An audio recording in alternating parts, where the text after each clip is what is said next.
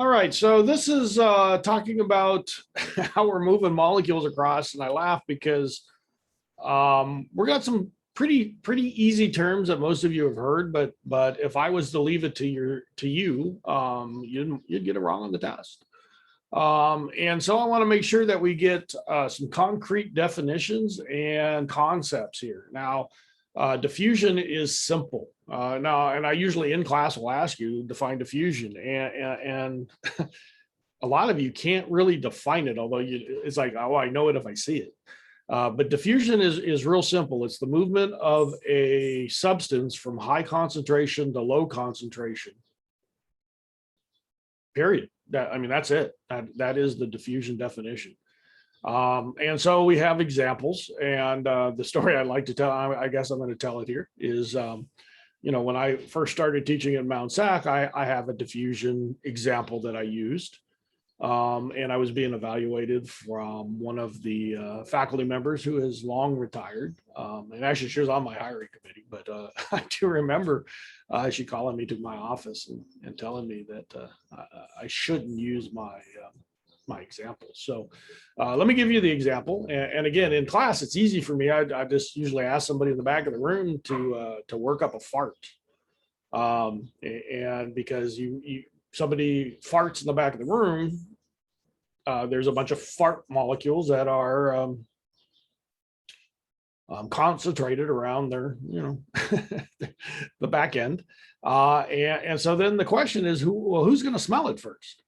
And what's happening is those molecules are moving at a certain speed and they're colliding with each other and they're starting to spread. So the answer to that is whoever smelt it or dealt it, and the person that first did it probably would be the one, but they'll pretend they don't.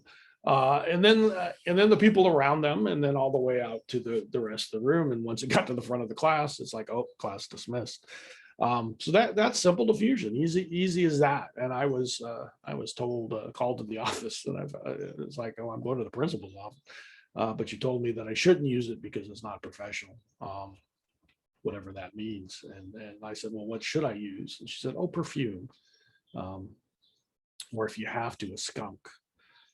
So, I was worried about losing my job. I was on probation, and then I went around the department and I asked, what do the people use for their examples? And it turned out the only, there were two other male instructors at the time at this camp, in our department, full time, and they both go farts. So I went straight back to the fart thing. But anyway, it is what it is. So, I'm hoping that if it's, controversial enough, I guess, and I don't think that's all that controversial, that you'll remember it. So during the test, if you can't remember, you just fart. It's easy.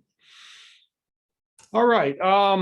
The other word that always cracks me up that we have trouble with is osmosis. And I want to make sure that you understand this definition. It is it's a special type of diffusion. It's the diffusion of water across a selectively permeable membrane. And that is the key. You have to have that membrane there. Okay, and here's what you want to know is maybe a longer definition to make sure it kind of sinks in, is it's the movement of water from its high concentration to its low concentration through a semi-permeable membrane. Okay, and you can skip that part because that's what diffusion really is, going from high to low. So it's the diffusion of water, but osmosis is just a specialized form of diffusion when you're talking about water across that selectively permeable membrane. So I've said it several times, hopefully it'll sink in, and we're going to spend a little bit of class time on this. All right, so water balance. What I want you to know is then how water moves. And here we have the word hypotonic, and you'll hear the word hypoosmotic. They're almost interchangeable. For our purposes, we're going to use them interchangeably. There is a slight difference. But anyway, so here's what I want you to know, this table and what happens. You're also going to see this in the lab. So if water rushes into an animal cell, it will lyse, it'll burst. There's nothing to protect that plasma membrane, and it will go. Isotonic is normal. That's what animal cells want to be, where things are just pretty balanced. And then hypertonic or hyperosmotic water actually rushes out and the cell will shrivel, but that's not really the word we want. We want crenate. Crenate really is the biological term, CRENATE. I have that also in the lab. All right, plant cells are a little bit different because they have a cell wall. So what you're looking at is water rushes in, it fills up that central vacuole, pushes on what that membrane called the tonoplast on the central vacuole and fills it up. And that we call turgid, or it has a high turgor pressure. And that is normal for plants. Plants want to be on the high end. That's what keeps them stiff and their leaves upright. When they lose water, when they're isotonic, that we call that flaccid. That's when your plant starts to wilt. That is not at its best. And then what happens is hypertonic or hyperosmotic, the water rushes out. And we call that plasmolysis, or the cell has plasmolyzed. And what happens is the plasma membrane will pull away from the cell wall where you now can see it. So those are the terms for water balance I want you to know. This is a paramecium, and what we're going to try to show you, and in lab, I think we have a video of this, is a contractile vacuole. If this thing is in water, where water is always rushing in, it would, the term again, would lyse or burst, and that's not good. And so they have this vacuole right here. You can see it actually squeezes, and what the the contractile vacuole does is pumps water out to make sure that this doesn't get too full of water and lyse.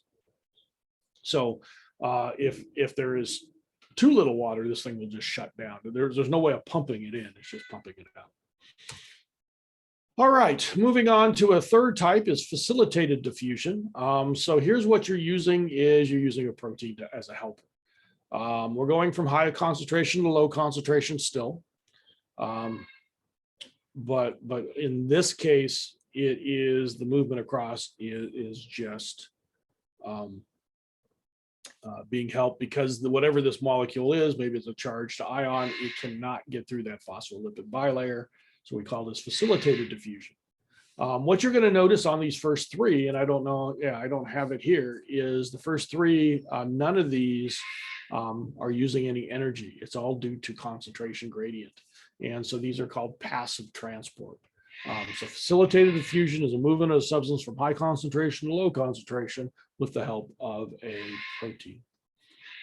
And then the last one is active transport, and this is actually doing the opposite. So the active transport, the definition is moving a substance from low concentration to high concentration with the help of ATP. And so here is an example of the sodium potassium pump. 3 sodiums are pumped in one direction and 2 potassium are pumped in the opposite direction. And by setting this up, this is actually how our neurons work.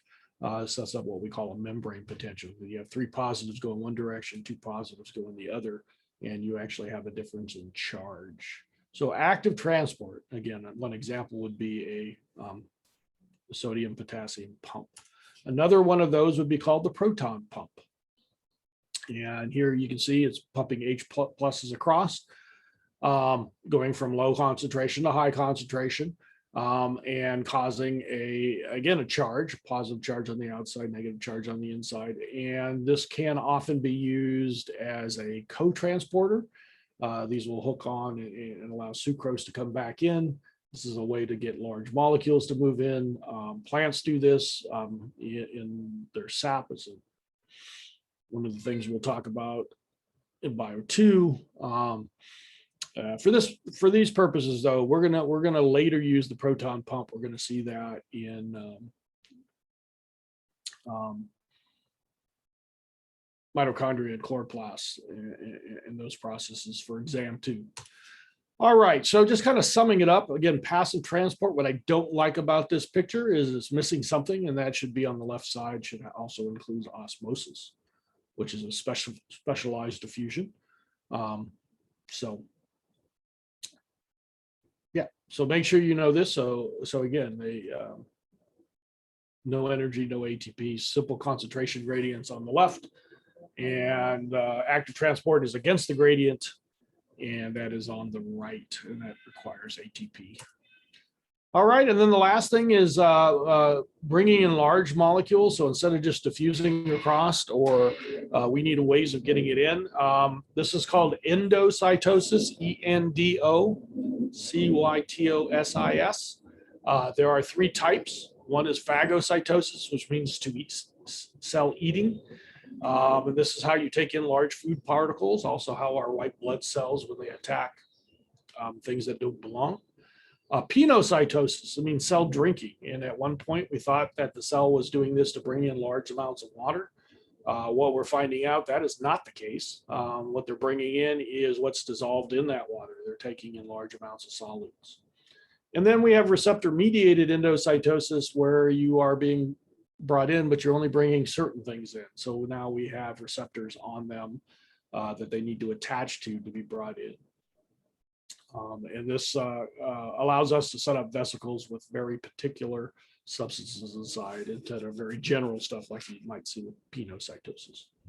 And then the last one is exocytosis. And this is kind of the opposite, where we're trying to get rid of large molecules or large amounts of molecules. And what we do is the opposite, where you have a vesicle fuses with the plasma membrane and then dumps its material out into the inner space. And that could be waste. It could be something it's secreting. So very good. So we'll end, stop the share and stop the recording.